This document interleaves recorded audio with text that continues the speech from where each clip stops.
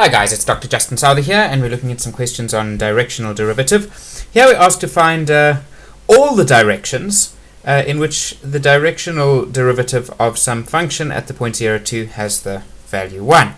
So we're looking for the directional derivative in some direction, so I'm going to put u hat, of the function f at the point 0, 2, and we want to know, well, when does this thing here equal to 1? So that's what we want to find out. And of course the only unknown in this is this directional vector here, so that's what we're actually trying to solve for.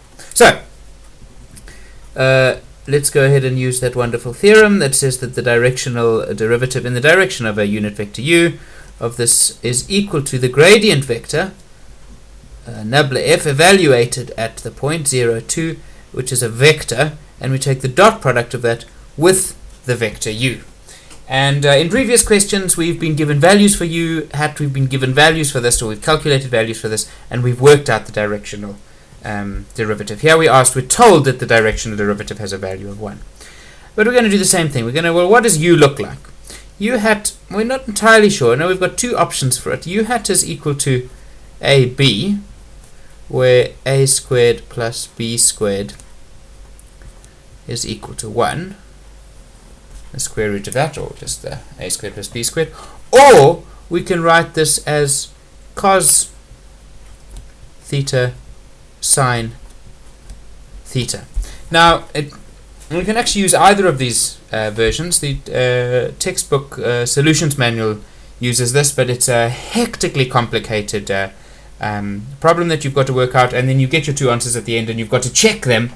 4 answers, you've got to check them back, and then you find that 2 are actually not valid because there's a square somewhere along the way. It's a really complicated solution, and I want to show you a nice little neat trick that we can do using this version over here for this question. Okay, so we've got u hat is equal to some vector ab, and now we also want this gradient vector. So we work out the gradient vector f at an arbitrary point x, y, and that's simply equal to the derivative of f at x and the derivative of f at y.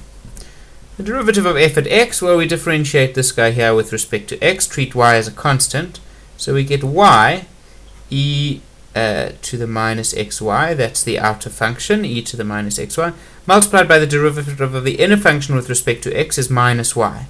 So we're going to multiply by minus y, that's become a minus y, that's going to be minus y squared. So that's the derivative with respect to x. Now the derivative with respect to y, well, now we've got a product, because we've got y times a function of y.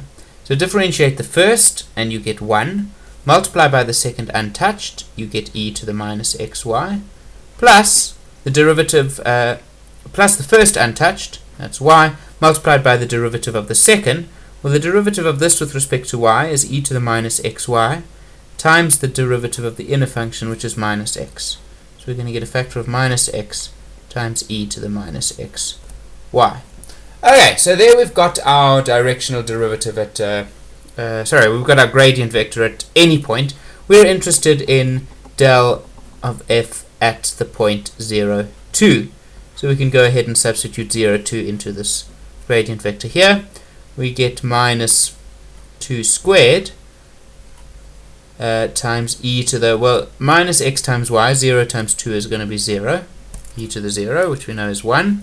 Then we get here e to the 0 plus 2 times 0 times e to the 0. So that term is obviously going to disappear.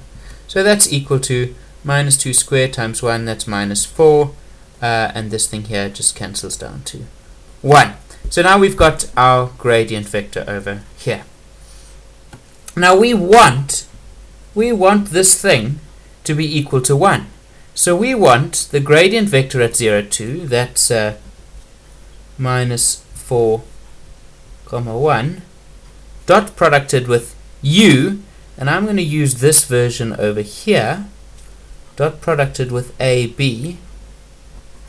We want that to equal 1, because we want to know at what values of a and b will make this thing equal to 1. Okay. So therefore we've got minus 4 times a, minus 4a, plus b is equal to 1. Therefore, we rewrite this as b must be equal to 1 plus 4a. Now, what else do we know about a and b? Well, we know that the square root of a squared plus b squared must be equal to 1. So we've got another equation. We also have that a squared plus b squared, now I'm just going to square both sides, is equal to 1. So, b is equal to 1 plus 4a. We can substitute this b into there, and we get an equation only in a. A squared plus 1 plus 4a all squared is equal to 1. So we get a squared plus 1 squared is 1, plus middle term twice gives us plus 8a, plus 16a squared is equal to 1. These two ones, we can subtract 1 from both sides, and then we get 17a squared plus 8a is equal to 0. Factorize out an a, and you get a into 17a plus 8 is equal to 0. Therefore, either a equals 0 or a is equal to, well, what will make this factor here 0? Well, that's if a is equal to minus 8 over 17. Now, when a is equal to 0,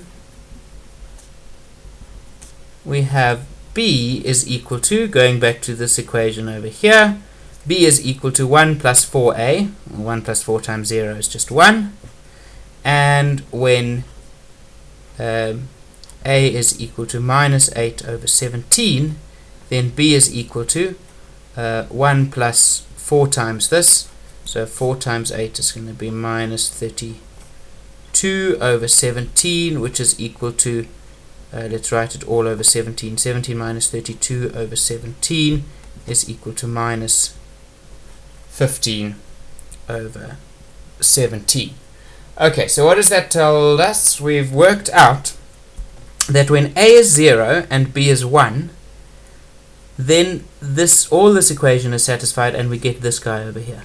So when a is 0 and b is 1, we get our directional derivative in the direction of 0, 1 is equal to 1. Also, when a is equal to minus 8 over 17 and b is equal to minus 15 over 17, then the directional derivative at the point 0, 2 is also equal to 1. So our final answer, we asked find the directions. Our final answer are the two directions 0, 1 and the direction minus 8 over 17 minus 15 over 17. And as I mentioned before, you can also use this version here. So at this point you will multiply your dot product with cos theta, sine theta, and then you'll solve for theta. If you want, do it as an exercise, but I absolutely guarantee you that this is a much neater way to do it.